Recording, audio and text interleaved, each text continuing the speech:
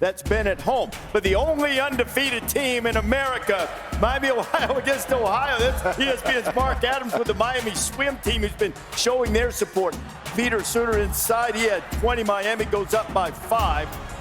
Luke Skaljak finds Brant Byers, who was the MAC Freshman of the Year a year ago, and he's showing no signs of slowing down. So he would finish with 21 points. In MAC history, RD. In MAC history. These dudes can shoot the three. They spread you out right there. They knock down that big-time three. They are hard to guard. And they shoot 62% from 2. They keep it spread. Well, you want to get to know these red-hot Redhawks who've put out a lot of fires over the course of the season, sort of cruised last night. Best start to a season in MAC history, as Jay Will mentioned. They tied for the most wins in a season in program history. They're ranked, they lead the nation in scoring and in field goal percentage, and we are delighted to be joined now by the head coach at Miami, Travis Steele. So, Travis, your team is the only undefeated team in the country. How would you respond, or how do you think your team has responded to this idea of trying to stay perfect?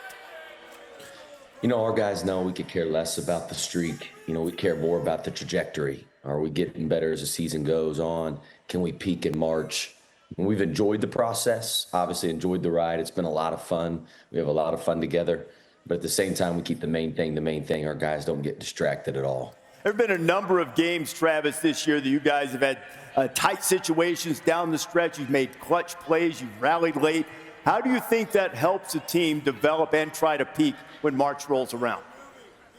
Yeah, we've been in every situation. You know, we've been down by 5 with 2 minutes to go. We've been up by 5 with 2 minutes to go and lost the lead. You know, I think that'll serve us really well in March when there's a lot of close games. You know, our guys are unflappable in those moments and are extremely confident that we're really going to win. When you're in your situation, Travis, I understand, you're wanting to build some confidence and win a game. People are going to bring up the schedule, puts a lot of pressure on you to win the MAC tournament. How do you assess the resume your team is building regardless of whether you win the conference tournament at the end of the season?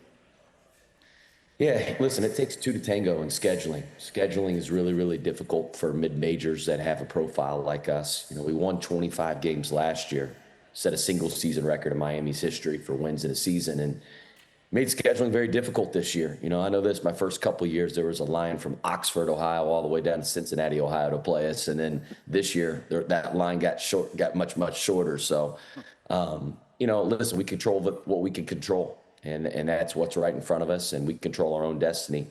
A lot of season, obviously, left to be played. Win streaks, perfect record, trying to get in the tournament, that's all great. Let's talk about the important thing. How would you assess the impact that the swim team has had on your club and the crowd showing up? That would appear to be distracting to me. I don't know if that's motivation or distraction. How do you feel about this? Well, the first time it happened, I was absolutely shocked. And I told them after the game, we obviously really appreciated them doing what they were doing. I told them we would return the favor and show up to one of their meets, but we weren't going to wear the Speedos, though. Wait, if you finish the season undefeated, win the MAC championship, will you commit right now to, in the celebration, in the watch party, donning the Speedo, being hoisted up and showing off your best front strokes? Would you do it, Travis? Would you commit to that right now? Done. It's done. Done? Yes. All right. I think we know where one of our cameras are going to be on Selection Sunday now. Hey, Travis, congratulations on the great start. Best of luck the rest of the way, and we certainly hope to see you during the NCAA tournament. Thank you for being with us. Thanks for having me on. You see all of these teams as they're stacked up with the NCAA net rankings. St. Louis is 16th, Utah State, St. Mary's among them that's been good. And despite the fact that Miami's unbeaten, because of the schedule, they only have one win against the quad 1 or quad 2 opponents, so they're 50th. So who do you think is the most dangerous, the best mid-major team set? I think it's St. Louis. I mean, they beat you offensively, they beat you defensively. They shoot 41 for the 3. They let your opponent shoot only 27. They're an elite defensive team. They have 9 guys that they play between 15 and 27 minutes. 7 guys basically average double figures. They share the ball. They play through, obviously, Avila, but they have different guys. Like Kellen Fane's an elite athlete. They got shot makers and floor gamers. They can really shoot the 3, and they are elite defensively. When you score 91 points a game and lock people up down on the other end and can play in transition, that is a team that wins in March. And Josh Schertz is an offensive savant. Yes, savant. You know, you mentioned he came from Indiana State. I mean, he was like a nationally ranked tennis player as a kid. and then got into basketball, and he's become one of the most innovative coaches in the game, not just in the college game, but in the game, period.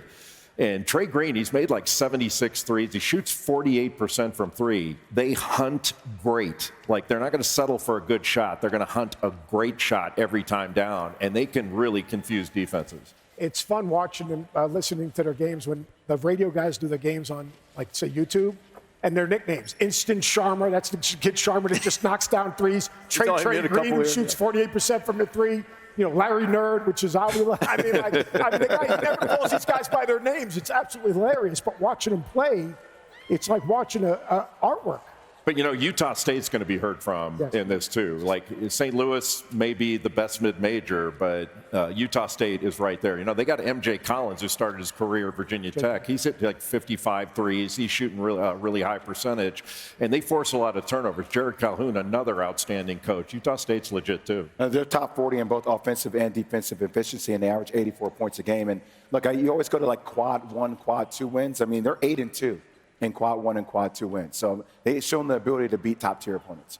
Belmont's another team, 41% from three. They can fire it. Year after year, Belmont is a team that really vexes you defensively, and see if the old Bruins can get things going. A couple good teams in Nashville, Vanderbilt there, and then just down the road, basically across the street, Belmont too. Tonight, 8 Eastern on ABC and the ESPN app. Women's College Game Day crew will be in Baton Rouge, number 6 LSU, hosting number 3 South Carolina. Andrea Carter is there. That is why she's not with us today. We wish her a happy Valentine's Day. Andrea, good to see you.